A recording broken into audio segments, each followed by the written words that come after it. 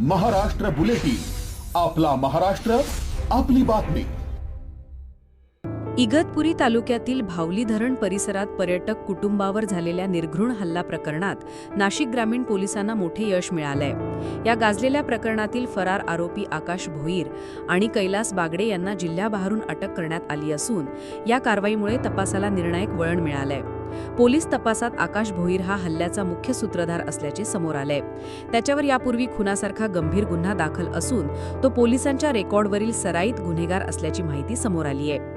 अटक करण्यात आलेल्या कैलास बागडे याच्यावरही विविध गुन्ह्यांची नोंद असल्याचे पोलिसांनी सांगितले।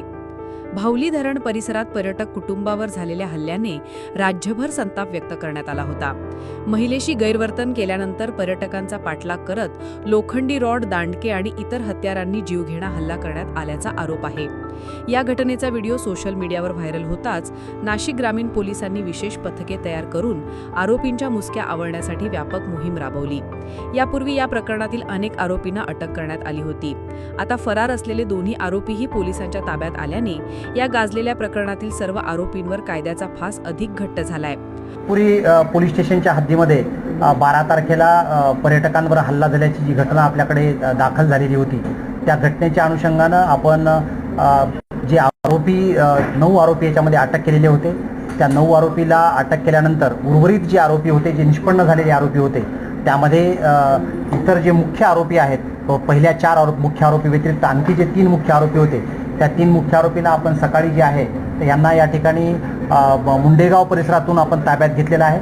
त्याच्यापूर्वी हे जे आरोपी आहेत, मी त्या दिवशी सांगितल्याप्रमाणे शहापूर, आटगाव, त्याचबरोबर लाहे अशा प्रकारच्या भागामध्ये हे कंटिन्यू फिरताना आढळून येत होते आणि त्यातून आपण ह्या तिघांना जे आहे ते तिघांना या ठिकाणी अटक केलेली आहे। त्याच्यामध्ये त्यांचे जे नाव आहेत, ते नावामध्ये ते 3 आरोपी जे आहेत ज्यांचा मुख्य रोल आहे, जे आपल्याला त्या ठिकाणी स्टिकनी काच फोडताना, त्याचबरोबर दगड फेकून काच फोडताना आणि वाहनाची काच फोडताना आणि त्याचबरोबर जे इतर काही लोकांना त्यांनी कॉल जो केला होता आणि त्याच्यामध्ये जे बाकी आरोपी होते, अशा सगळ्या आरोपींच्या संदर्भामध्ये ह्या 3 आरोपींची नाव निष्पन्न आहेत। त्यामध्ये राहुल भागडे, आकाश भोईर आणि कैलास भागडे अशी हे 3 आरोपींची नावं आहेत आणि या 3 आरोपींना आपण अटक केलेली आहे आणि त्यांना जे आहे ते योग्य कायदेशीर प्रक्रियेने त्यांना कोर्टामध्ये प्रोड्यूस करण्यात येईल।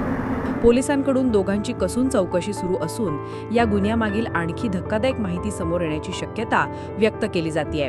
महाराष्ट्र बुलेटिनसाठी भूषण जैन, नाशिक। महाराष्ट्र बुलेटिन, आपला महाराष्ट्र, आपली बातमी।